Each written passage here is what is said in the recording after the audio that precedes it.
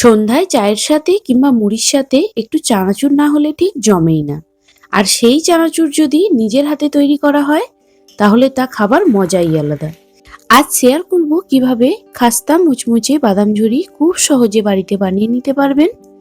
আর এই চানাচুর বানাবার জন্য কোনো রকম ছাঁচ কিংবা মেশিনের দরকার হবে না।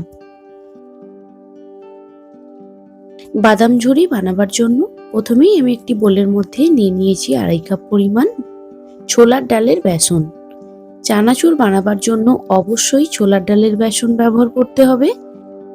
এবার এর মধ্যে আমি দিয়ে দিচ্ছি হাফ টিস্পুন নুন আর দিয়ে দেব হাফ টিস্পুন হলুদ গুঁড়ো।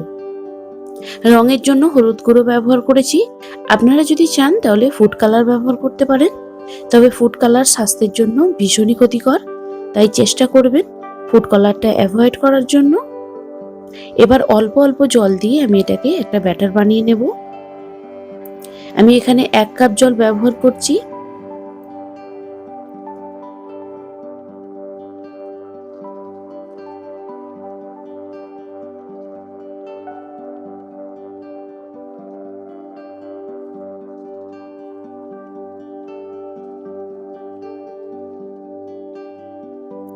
এক কাপ জলের এই অংশটা আমার পড়ে আছে।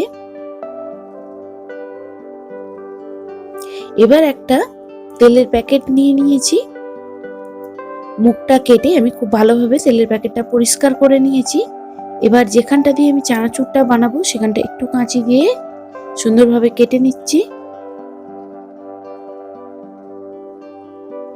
এই কাজটা খুব সাবধানে করতে হবে যেন প্যাকেটটা না কেটে যায়, সেইভাবে লক্ষ্য রেখে আমি এটাকে কেটে নিয়েছি। এবার প্যাকেটের মধ্যে প্রথমে আমি পুরো ব্যাটারটা নিয়ে নেব।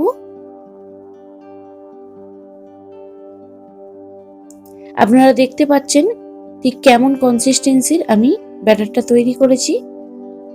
এর থেকে খুব বেশি পাতলা করা যাবে না, তাহলে চানাচুরগুলো পারফেক্ট তৈরি হবে না।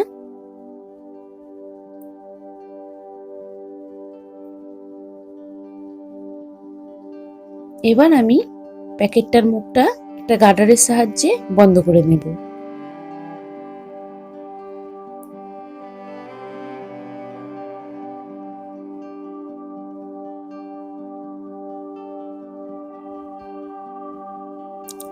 খুব ভালোভাবে প্যাকেটটা আমি সিল করে নিয়েছি। এবার চানাচুর বানাবার জন্য মুখটা আমি কাঁচি দিয়ে একটু কেটে নিচ্ছি। আপনারা যেমন ঝুরি পছন্দ করেন সেই অনুযায়ী মুখটা কেটে নেবেন। চানাচুর বানাবার জন্য আমি এখানে কড়ার মধ্যে সাদা তেল গরম করে নিয়েছি। এবার হাতের সাহায্যে এভাবে ঘুরিয়ে ঘুরিয়ে চানাচুরটা বানিয়ে নিতে হবে।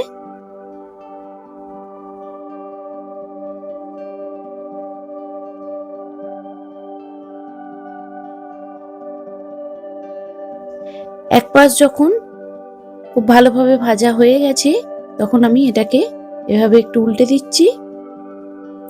আর এই সময় অবশ্যই গ্যাসের ফ্লেম হাই রাখতে হবে। হাই ফ্লেমে চানাচুরটাকে আমি খুব ভালোভাবে ভেজে নিয়েছি।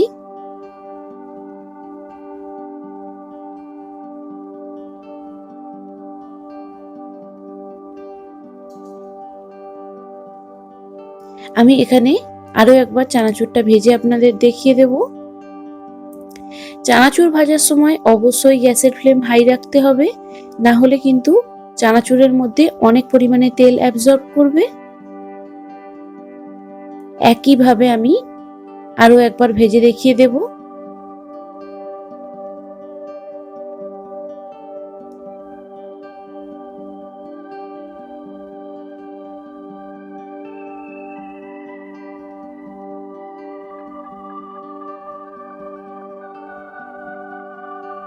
তেলের ঝাঁক যখন একদম কমে যাবে তখন বুঝতে হবে চানাচুরটা ভাজা হয়ে গেছে। এভাবে তেল ঝরিয়ে আমি উঠিয়ে নিচ্ছি। সব চানাচুরগুলো আমি একই পদ্ধতিতে ভেজে নিয়েছি। এবার তেলের মধ্যে দিয়ে দিচ্ছি চীনা বাদাম। বাদামটাকেও একটু নেড়েচেড়ে ভেজে নেব। বাদাম ভাজার সময় গ্যাসের ফ্লেমটা লো রেখেছি, দিয়ে আমি খুব ভালোভাবে 5 মিনিট ধরে বাদামটাকে ভেজে নিয়েছি।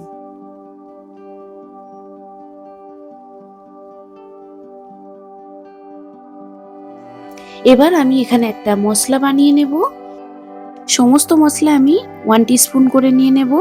প্রথমেই নিয়ে নিয়েছি ধনের গুঁড়ো, তারপর দিয়ে দিচ্ছি 1 টিস্পুন জিরের গুঁড়ো, 1 টিস্পুন দিয়ে দিচ্ছি লঙ্কার গুঁড়ো, 1 টিস্পুন চাট মশলা, 1 টিস্পুন দিয়ে দিচ্ছি আমচুর পাউডার, আর হাফ টিস্পুন দিয়ে দিচ্ছি নুন, আর হাফ টিস্পুন দিয়ে দেব বিট নুন, আর 1 টিস্পুন দিয়ে দিচ্ছি চিনি।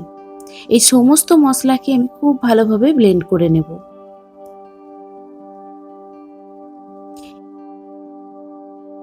এবার ঝুড়িগুলো ভাজা যে হয়ে গেছে সেগুলোকে আমি প্রথমে হাতের সাহায্যে ভেঙে নিচ্ছি।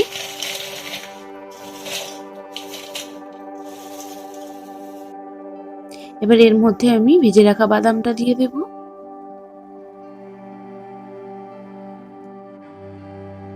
তৈরি করে নেওয়া মশলাটা এর মধ্যে দিয়ে দিলাম। চানাচুরের মধ্যে এই মশলাটা ব্যবহার করলে চানাচুরের টেস্ট অনেকটা ভালো হয়। আপনারাও এই মশলাটা একবার বানিয়ে চানাচুরের মধ্যে ব্যবহার করবেন। আর যদি আপনারা চান কোনো রকম মশলা ব্যবহার না করেও শুধু নুন দিয়ে চানাচুরটা খেতে পারেন, সেক্ষেত্রেও চানাচুরটা খেতে খুবই ভালো লাগে। এবার আমি চানাচুরটা আপনাদেরকে ভেঙে দেখাবো কতটা খাস্তা হয়েছে। আওয়াজ শুনেই বুঝতে পারছেন কতটা খাস্তা মুচমুচে তৈরি হয়েছে। একদম পারফেক্ট খাস্তা মুচমুচে চানাচুর তৈরি হয়ে গেছে। আপনারা বাড়িতে অবশ্যই এভাবে একবার ট্রাই করবেন। কেমন হলো আমাকে কমেন্ট বক্সে জানাতে ভুলবেন না।